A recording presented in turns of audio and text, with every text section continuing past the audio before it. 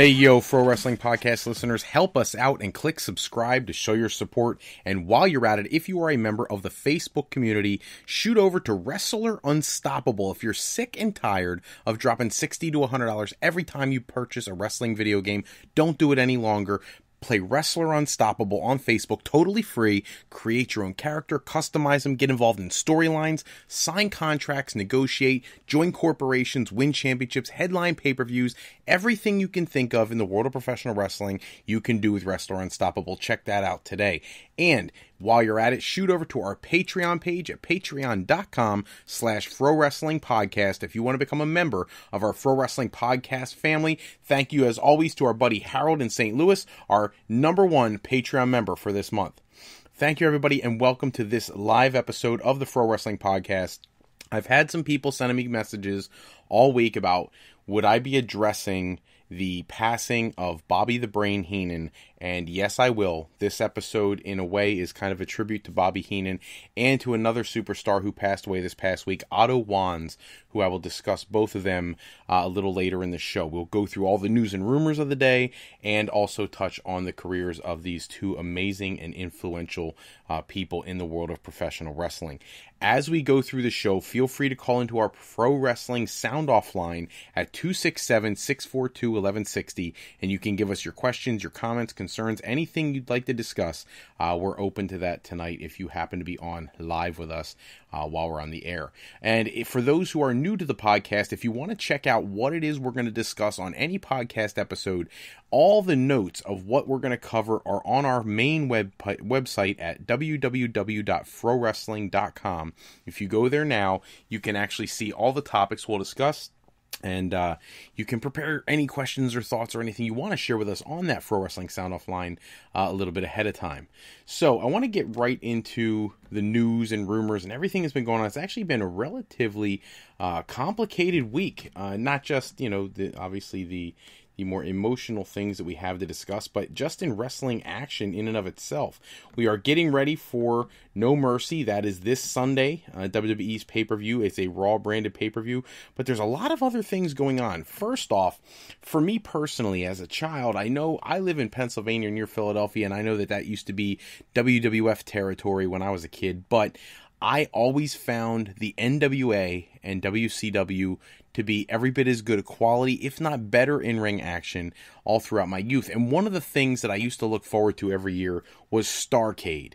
And Starrcade was essentially WCW or the NWA's equivalent to WrestleMania. Yes, there were other pay-per-views, and some of them were extraordinarily successful, Great American Bash and whatnot, but Starrcade really was their show. It was the first major big event show of its kind.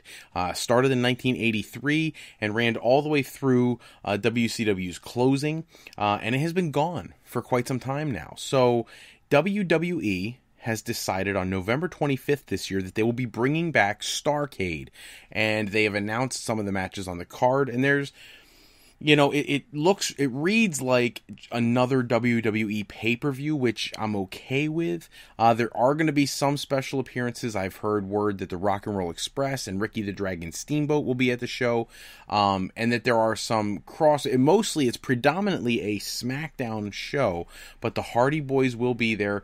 There's some conversation about the Hardys taking on the Rock and Roll Express, and what is weird for me for that is 1 year ago around that time will be when the Final Deletion episode on Impact would have aired, which had the Rock and Roll Express face the Hardys at the Hardy compound. So it'll be kind of interesting to see if they do that. But that is not the only possibility at that show. By the way, the rest of the card is really fantastic. 2 cage matches, both a women's and a men's cage match. Jinder Mahal will be in a cage match, as well as Charlotte and Natalya. Jinder Mahal going against Shinsuke Nakamura.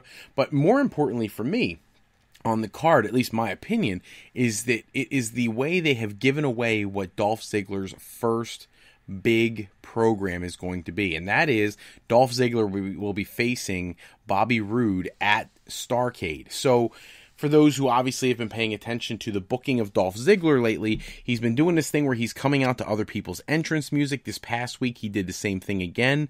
I'll cover this now so we don't have to worry about it when I talk about some things from SmackDown. But coming out this week to Triple H's music, to Shawn Michaels' music, and then to DX's music. Following up on the last 2 weeks where we've seen everything from Bayley to the Macho Man Randy Savage to the Ultimate Warrior. Obviously, they're still evolving this character. I think it's an interesting one. The fans are waiting to see where it goes.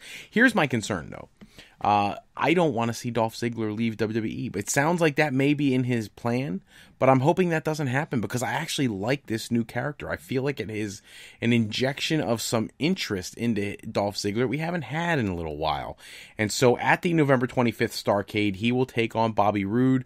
I suspect that in the coming weeks, he will steal Bobby Roode's entrance, which will lead to that feud, which I'm fine with. I think the two of them would put on a fantastic match, and I'm really looking forward to that. But on the topic of Starrcade, one of the, to me, the most exciting potential happening has nothing to do with the WWE talent. And that is that Cody Rhodes, son of the American Dream Dusty Rhodes, current Ring of Honor World Heavyweight Champion, had made a reference to WWE bringing back Starrcade, giving him a hard time that it was his father's idea and that no Rhodes was booked on the show.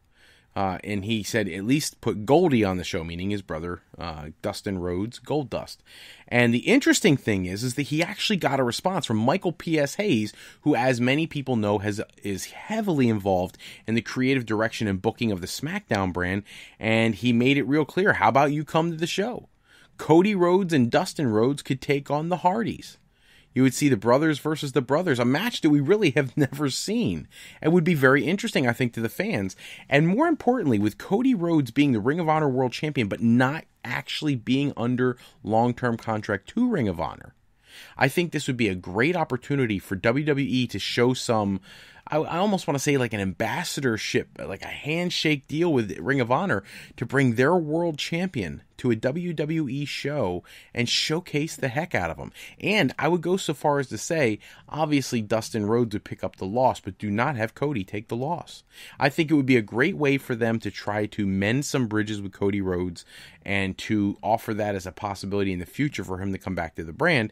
In addition, not having competition is actually a bad thing in the pro wrestling world. You need competition so that you can force the creative envelope to get more creative, to come up with new ideas, and we haven't had that since WCW, and fostering the Ring of Honor brand would only do that, especially since WWE has really been using Ring of Honor as a breeding ground for their new talent. So I'll be very curious to see what banter we see back and forth between Cody, Michael Hayes, WWE, and the Rhodes family ahead of this big show, Starrcade, November 25th.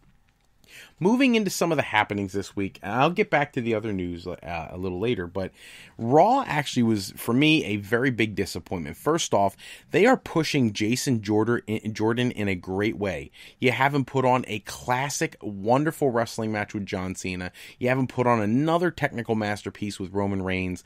You have him embroiled in this feud with The Miz, sorta, kinda, where he keeps suplexing the heck out of everybody every time he gets in the ring with The Miztourage. These events in a normal situation would lead to a guy really getting over with the fans. Here's the problem. Jason Jordan, no matter what he does, is never going to be popular. He's never going to push merchandise. He's never going to be a main star. He's never going to be an attraction until they end the Kurt Angle illegitimate father storyline. It is so overscripted, so ridiculous, that people are actually turned off by it. They don't want that. Look, I understand that wrestling is a choreographed and predetermined activity. I get that. But the fans don't want to be treated like they're, infantile. We got smart people who tune into WWE programming. So by running this angle in the first place was a horrible idea. Now it clearly hasn't worked. So get rid of it. Do something else. Do something of more substance. On Raw also, we saw really the muddling of the Raw Women's Championship picture ahead of No Mercy. So we were heading into the pay-per-view, Sasha Banks versus Alexa Bliss versus Emma versus Nia Jax in a fatal four-way for the Women's Championship. Now this week, Alexa Bliss takes on Nia Jax in a match. Sasha Banks is at ringside. Everything's breaking loose. And here comes Bayley returning to the show Which the interesting thing is Emma was not even there. She was spending some extra time with her family down in Australia after WWE ran some shows down there. And so Bayley comes out, and there's like this 3-woman spear on Nia Jax. I don't know how Alexa Bliss is being typecast as a babyface now. She's really not. I actually thought they missed the boat, because I thought if Alexa Bliss would have gotten out of the ring, they were doing this thing where Sasha Banks and Bayley were really celebrating, and, Sasha picks up the women's championship belt and Bayley hands it to her or whatever. It was a perfect time for Bayley to turn on Sasha. I'm going to keep hitting that point every time we talk Bayley and Sasha, because it's the only way you have any chance of ever revitalizing Bayley's career, because right now people just aren't reacting to her. She's almost as bad as Jason Jordan. She was in her hometown, her big return, and she got nothing. People couldn't care less. They've beaten the heck out of her character for the last 3 or 4 months. She doesn't mean anything anymore. You have to make her relevant. And the only way you're going to do that is to flip her heel and have her turn on Sasha Banks. That's what they need to do. You can't even do the opposite. You can't have Sasha Banks go heel and flip on Bayley, because at this point, people already have seen Sasha Banks as a heel. They kind of expect that to happen at some point. Bayley, they still don't believe is going to happen. You have to go that route if you want to have any chance to bring Bayley back to the popularity she had when she first debuted on the Raw brand. I'm going to talk about Enzo a little bit. They had this segment this week on Raw where he came out and he got totally destroyed and decimated by Braun Strowman. And I'm fine with the angle. I really am. I think it adds some another layer to his cruiserweight opportunity at No Mercy. My issue is that when Braun Strowman is obliterating Enzo Amore, the fan reaction is curious to me. I don't know if fans are cheering for Braun because they hate Enzo, because clearly they don't, because every time he walks out, they go crazy and they pop to everything he says to them. Or are they so into Braun that it doesn't matter who he destroys, they're going to cheer? I would hope it's the latter of the two. If that's the case, then Braun Strowman is more over than probably anybody in the company right now, except maybe AJ Styles. And I would actually give a nod probably to Braun Strowman, because AJ Styles does not get the same chance that Braun gets. So I hope WWE is listening loud and clear to what's really going on with their fan base, because Braun Strowman is establishing himself as a force to be reckoned with, and it is really exciting right now. It's a great time to be a WWE fan. I can't wait to see the World Championship match, or the Universal Championship match at No Mercy. Moving on, Dustin Rhodes. So we spoke about him earlier with Starrcade on Raw, doing this whole angle where he has no face paint on after a week ago when Bray Wyatt wiped it off, and he wanted to go to the ring and face him as a man and all this other stuff. What I found bizarre is that over the course of the last couple years, Bray Wyatt has been pretty much fed to every major star that they needed to get over, and he's been able to take a pinfall, somehow not completely destroy his character, but also not make himself look like the toughest, most reliable heel either, which I have a problem with. And in this situation, Dustin Rhodes is granted his request. He comes out to face Bray Wyatt, and then he obliterates Bray Wyatt. He's throwing him all over the outside of the ring and slamming him on steps and every other thing in the world. And it turns out that he climbs into the ring and he runs right into his sister Abigail, and that's the end of the match. It made Bray Wyatt look so weak. And more importantly, and I've heard this on the Dave Meltzer's radio show, and I can't agree more, that Dustin Rhodes without paint, I actually think it was his co-host that said it, that Dustin Rhodes without paint, he just looked old. That doesn't make him a horrible wrestler. I think when I was listening to the Wrestling Observer podcast, that they kind of alluded to him, that his appearance had like this major effect. Dustin Rhodes, I don't care how old he is, he could still go. He can go really long. He's very good in the ring. A guy who probably was passed over. He should have been a world champion at some point. But at this stage of his career, obviously they don't want to invest that kind of money in him. But then they put him in this situation where he's literally beating the tar out of Bray Wyatt. And I find it curious that they did the whole Dustin Rhodes thing. So I'm going to keep my eye on that in the next couple weeks, and especially ahead of Starrcade. Perhaps we do get to see a Dustin Rhodes appearance, which would be very, for lack of better terms, very spiritual for watching the Starrcade pay-per-view or house show or whatever they're going to call it. I want to talk a little bit about Raw's tag team division, because to be perfectly honest with you, I'm stressed. I'm actually stressed out with their tag team division. And here's why. If you look at SmackDown, it's the Usos versus the New Day, and anybody else is just garbage. And I don't care. I enjoy watching it. The Fashion Police, in my opinion, should be in a more prime position, but they're doing their fashion file thing. Harper and Rowan are off TV. Primo and Epico are off TV. There's really not too many people from the face. There's the Haight Bros that wrestled the New Day this week and lost. And then you've got, garbage tag team. Like, you just don't have a lot of tag teams. And what's frustrating is I'm more interested in SmackDown's tag team division, and there's really only 2 teams. Now you flip it and you go over to Raw. You've got Ambrose and Rollins. You've got Cesaro and Sheamus. You've got the Club. You've got the Hardys. You've got, if you have to, you have Heath Slater and Rhino. But the reality is, just taking the top 4 tag teams, you have 4 teams that are legitimate stud tag teams. And I couldn't care less about the tag team division. This week, you have 3 of those 4 teams in the ring at the same time. You had Ambrose and Rollins. You had Cesaro and Sheamus. You had the Club, Gallows and Anderson. And it was boring. I feel like the Raw creative team has not been able to come up with anything that resembles a good storyline for tag team wrestling in years. It hasn't been years, but it feels like it's years. The New Day was a great thing on Raw. Before that, I really don't know what the best thing was. The Shield? What was it before that? Demolition? I mean, not quite, but you get my point.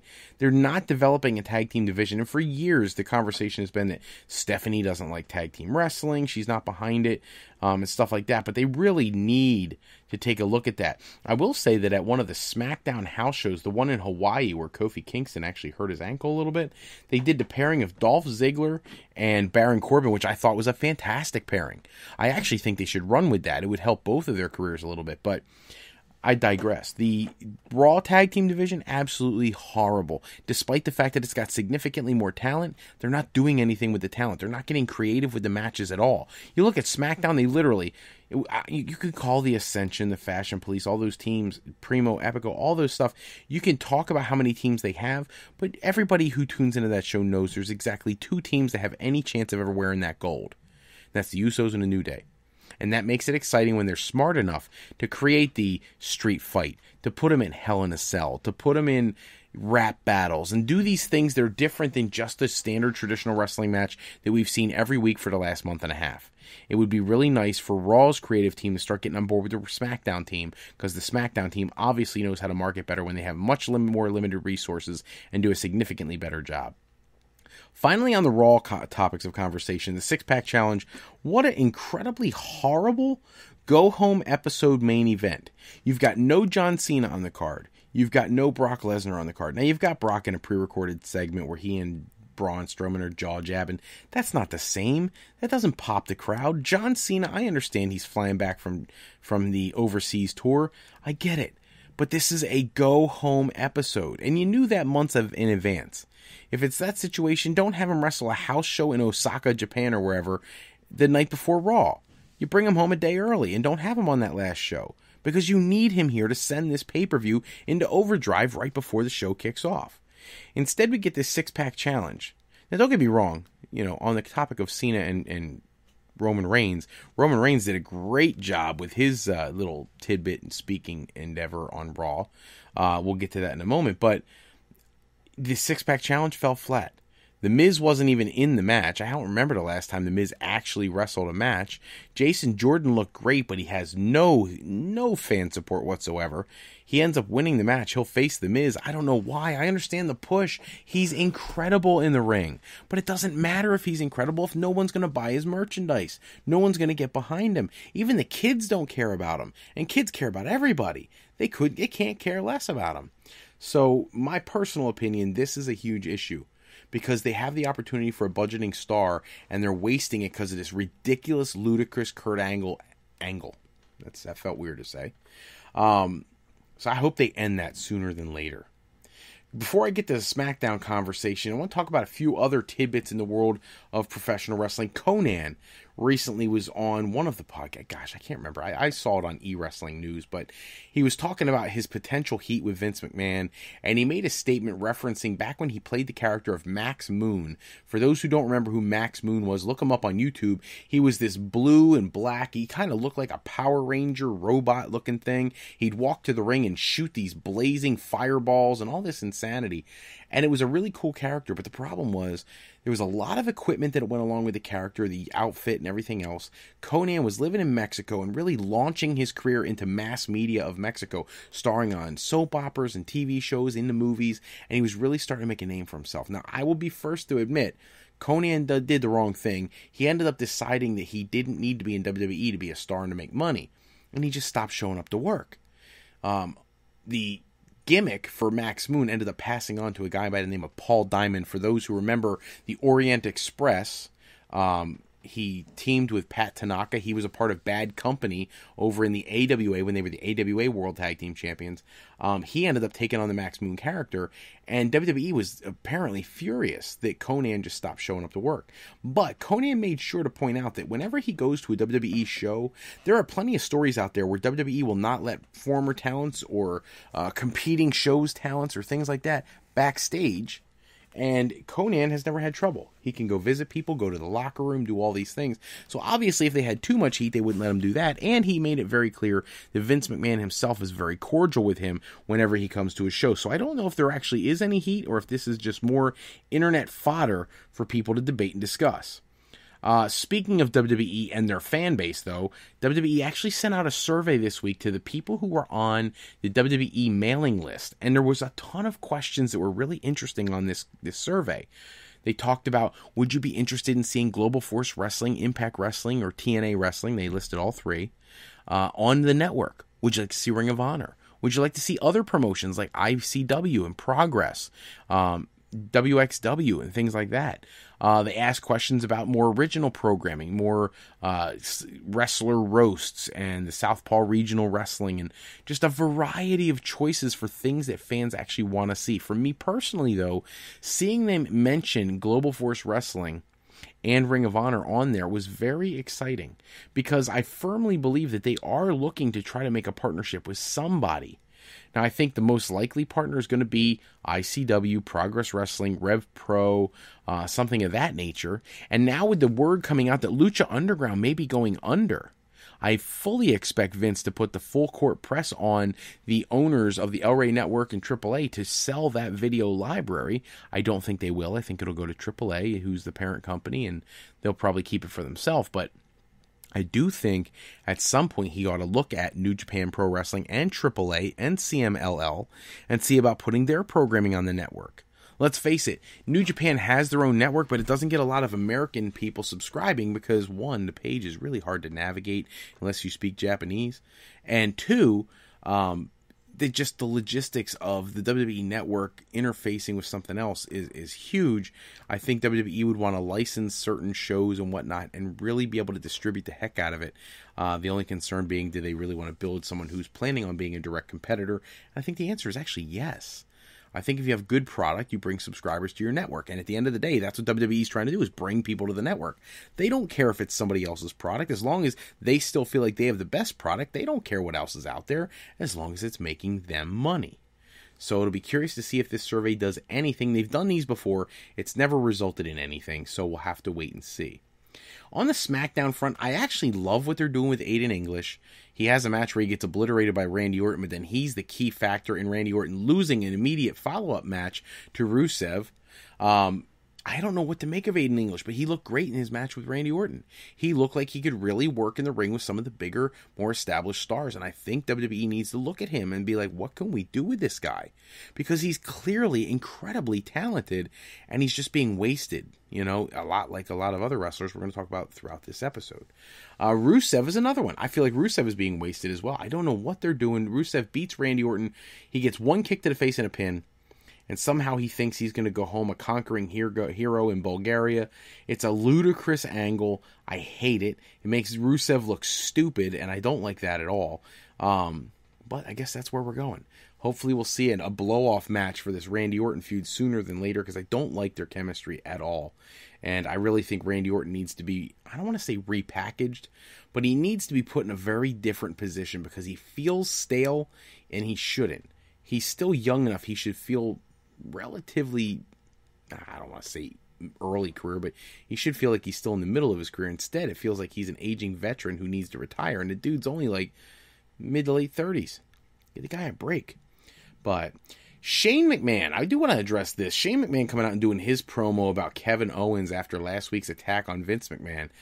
What a ridiculous, overscripted bunch of nonsense. Shane is not an actor. Please stop making him act like one. He didn't sound authentic. He didn't sound real. It didn't sound like he was actually angry. It sounded like he was almost reading a promo card from like the inside of his hand, like The Rock a few years ago. It was horrible. And same thing with Kevin Owens when they do his video package later in the show. Again, it's so overscripted. I understand needing to script certain things, but God, let these guys just talk. They are human beings. They have a voice. Let them speak. They're not going to bury your product. They're going to sound better when they're authentic. This Shane McMahon interview was god-awful.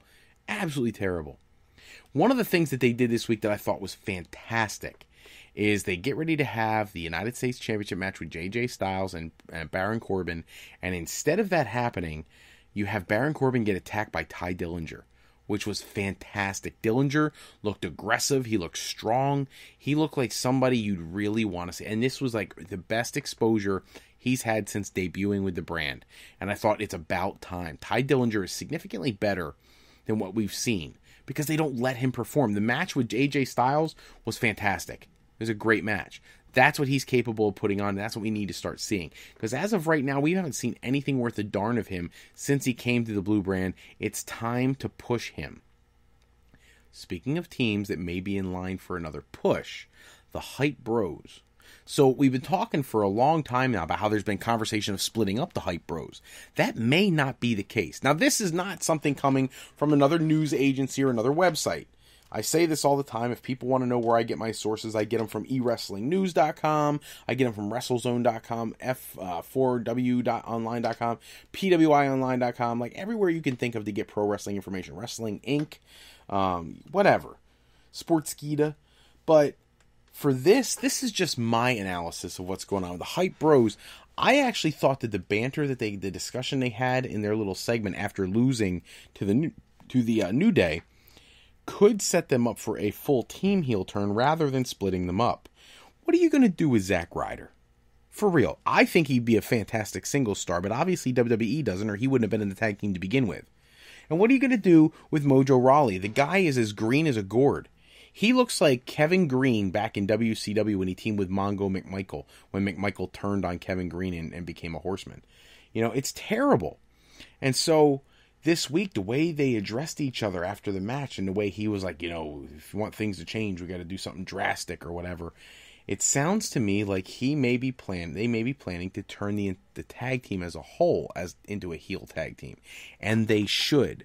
Outside of the Usos, there's not one heel tag team that poses a threat to the New Day. None.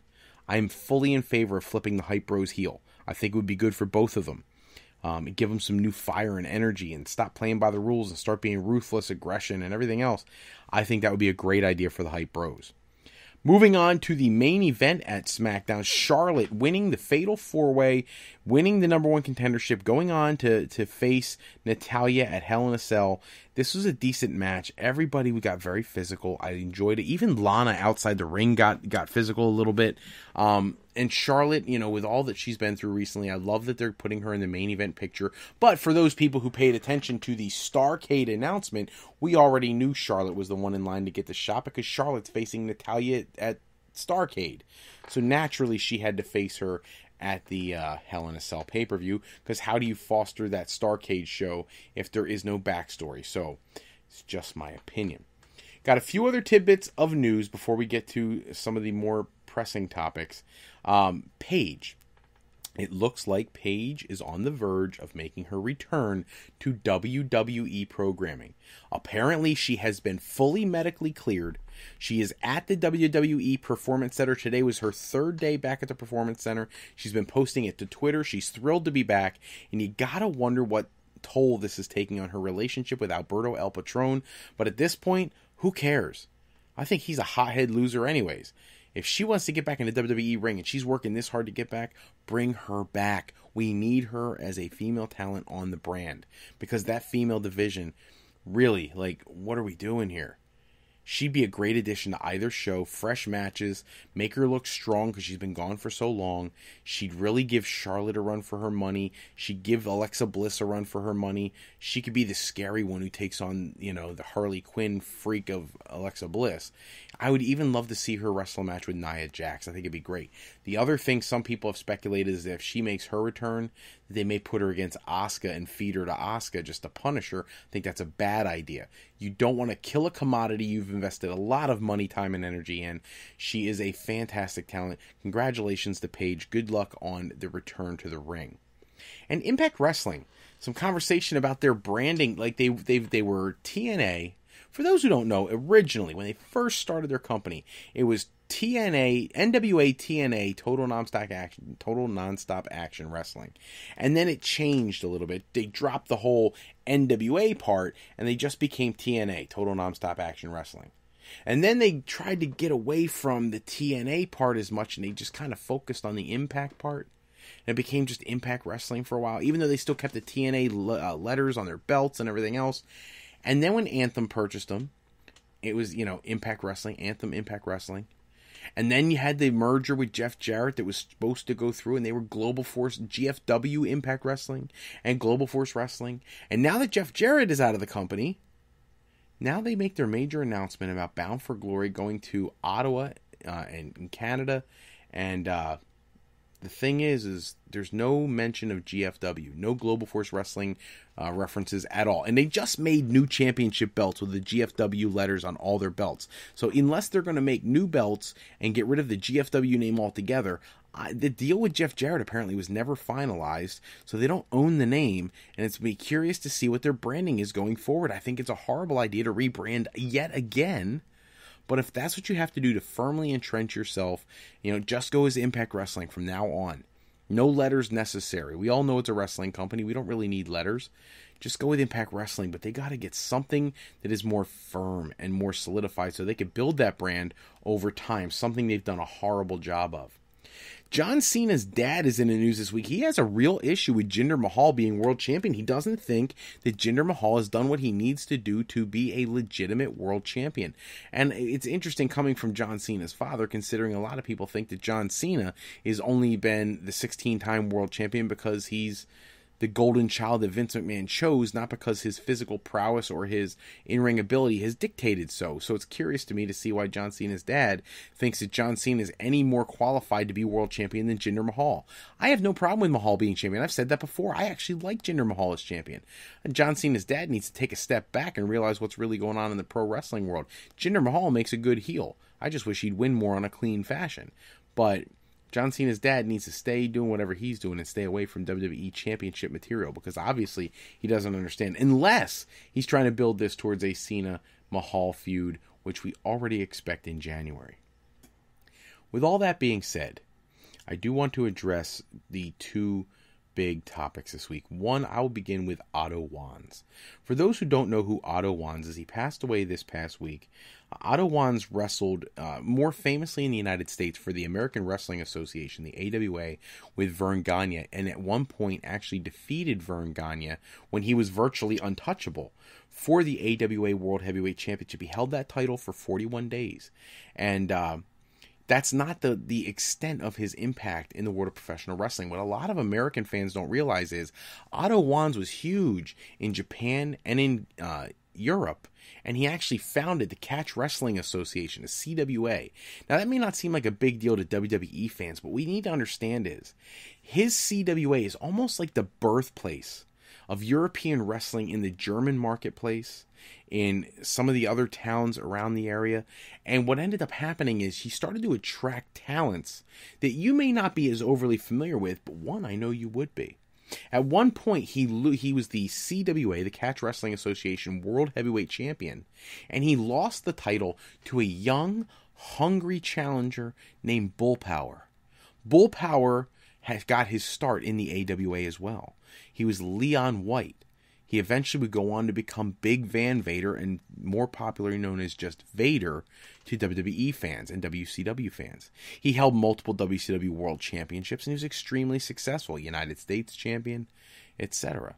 At one point, Vader held so many championships. I want to say he had championships on like 4 or 5 different continents because he was so over internationally.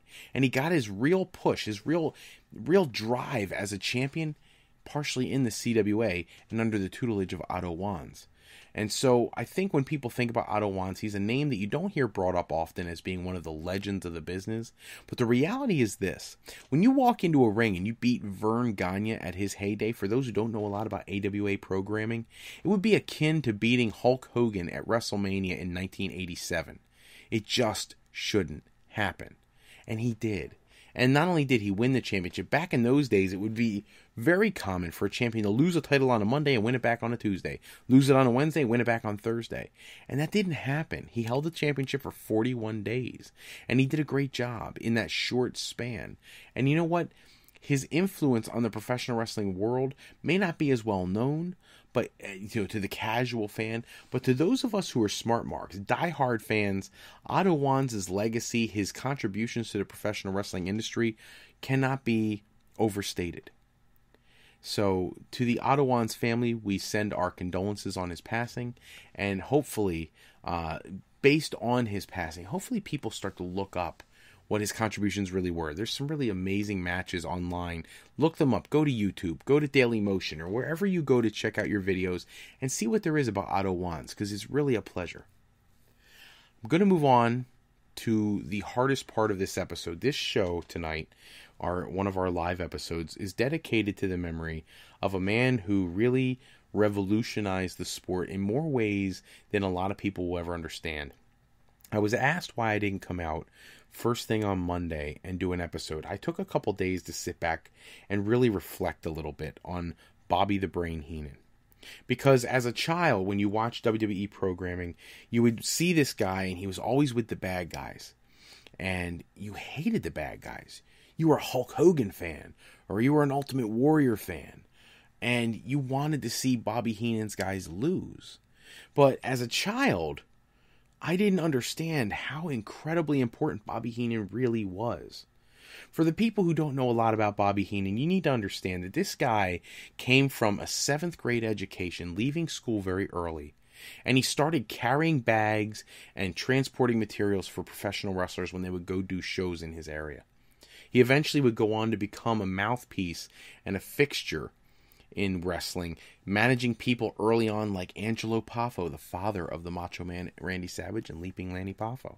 He would go on to wrestle or to manage other talents when he made his debut with the AWA, like Harley Race, like Nick Bockwinkel. And it really, people seem to realize all this WWE contributions, but people really don't realize, like, he was a part of the business from the time of being like 15 years old on, and he made a huge impact long before WWE. I'll never forget when you watch matches like Nick Bockwinkel wrestling Hulk Hogan for the AWA World Heavyweight Championship. Bobby Heenan's at ringside. He's the manager. He's got the Heenan family. It was talked about that Dick the Bruiser was the one who started calling him the Weasel. And it caught on so well. Fans in arenas around the country, all throughout the rest of his career, even at WrestleCon shows and signings, still called him the Weasel, and he loved it affectionately. It led to him having a couple Weasel matches, wearing a Weasel suit when he would lose to the likes of Vern Gagne, Greg Gagne, the Ultimate Warrior. And when you look at Bobby Heenan's career, I hope that over the last week, as the news broke on Monday and up and through today, I hope people actually took the time to look back at his career prior to WWE. Now, his career in WWE is legendary in and of itself. And the reason I started this dialogue this way is so that people understand that long before WWE, he was already a Hall of Fame manager. WWE did something different for Bobby Heenan. Yes, when he got there, he was given a stable of wrestlers that were just amazing. Some people forget that Ken Patera was one of his first talents, along with Big John Studd. They're the tag team that took Andre the Giant down when he had the really long, shaggy hair and they shaved his head. They're the ones who jumped him and the British Bulldog and Superfly Jimmy Snuka. When Ken Patera left due to some circumstances, that's when they brought in King Kong Bundy. They brought in other wrestlers over the time, Mr. Wonderful Paul Orndorff, The Brainbusters, Tully Blanchard and Arn Anderson. Haku and Tama, the Islanders. Harley Race, once again coming in as King Harley Race. Ravishing Rick Rude. Mr. Perfect, Kurt Hennig. You could even say, in a way, even though he called himself a broadcast journalist, that Bobby Heenan was essentially the manager of Ric Flair when he came to WWE. He's the one who was issuing the challenges as the real world champion.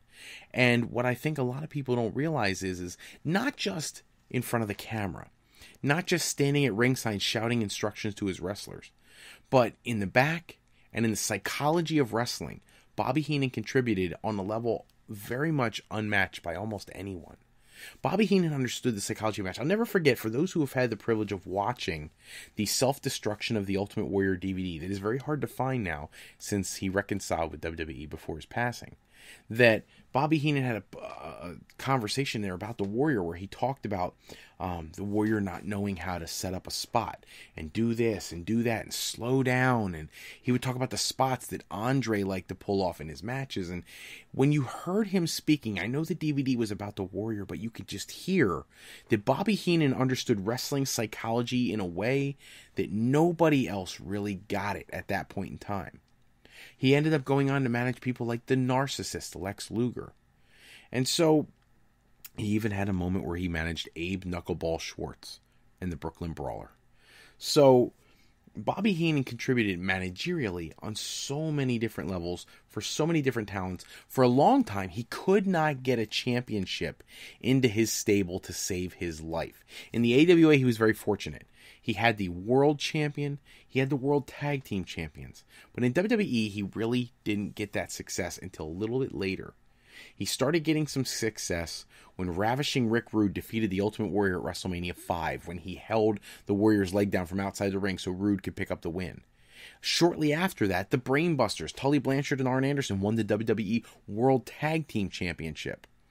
So he started to see gold. He led Mr. Perfect to his first Intercontinental Championship. His career is legendary as a manager, but that, in a lot of ways, pales in comparison to his influence as an announcer. Keep in mind that Bobby the Brain Heenan wrestled and worked for and managed in the AWA, the WWE, and in WCW, in the XWF, and in countless other minor promotions around the world throughout his time. And when it came to his career in WWE, at one point they asked him to fill in on commentary because Jesse Ventura was out. And it just worked. Bobby Heenan would forge an on-screen and behind-the-counter relationship with Gorilla Monsoon. And they would become great lifetime friends. They would share great memories. Their banter on television was just completely comical. It was poetry in motion every time they got to work together.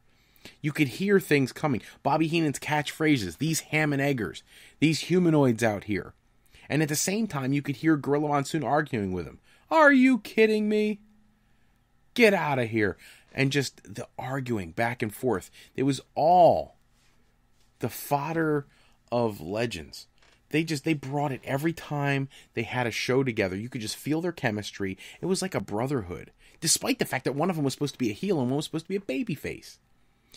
Bobby Heenan eventually would move on to WCW, and to close out his career in WWE, they had an episode where Gorilla Monsoon throws him out of a WWE Raw taping, and he spends the rest of the night trying to get back into the building, and it doesn't work. What people may not realize is after that show aired, everyone knew that he was leaving. He gave his notice, and he and Gorilla Monsoon had been sharing a hotel room, and they spent hours afterwards crying their eyes out, because it was so emotional for Bobby Heenan to leave the WWE. He was going to go on hiatus to try to calm his nerves a bit. He had some lingering neck issues from when he broke his neck. And it ended up that shortly after he left, he got lured back to wrestling by WCW, where he would go on to, co-host with people like Tony Schiavone and Mike Tenay, and he was always entertaining. Larry Zbyszko and Dusty Rhodes. There was just always these people who it seemed like their commentary skill increased just by being on the broadcast mic with Bobby Heenan. I'll never forget one of the shows early in the year. I want to say somewhere in like February or March the one year, where Brian Pillman ended up grabbing a hold of Bobby Heenan, scaring the daylights out of him, and it was a total shoot. Bobby Heenan dropping the F-bomb on live television and everything because he freaked out when Brian Pillman got physical with him. I was concerned that I thought they were going to get rid of him. But I could hear it. It was on broadcast television. I could hear it. And they kept him. And then, a little while later, you started to see when they started evolving the Thunder brand in WCW, he would go to that show. He always contributing at a high level. When Gorilla Monsoon passed away, he gave a very emotional conversation to the the Nitro viewers. You could see the emotion on his face. You could see that he really was in a bad way. And then later on in his career, when he took a step away from the ring, unfortunately he got throat cancer. A man who was known for being a spokesman and a person on the microphone, he got throat cancer. His trademark sound and tone of his voice, it was gone. And eventually he had to have multiple surgeries and have parts of his jaw removed. So much so that the iconic scene, the figure of Bobby Heenan standing at ringside was gone. In a lot of ways, he had a very different appearance. It was tough for some diehard wrestling fans to come to terms with. Because that's when you realize that this guy wasn't just a bad guy manager. He wasn't just a commentator. He was a hero. Wrestling fans around the world, they loved Bobby Heenan.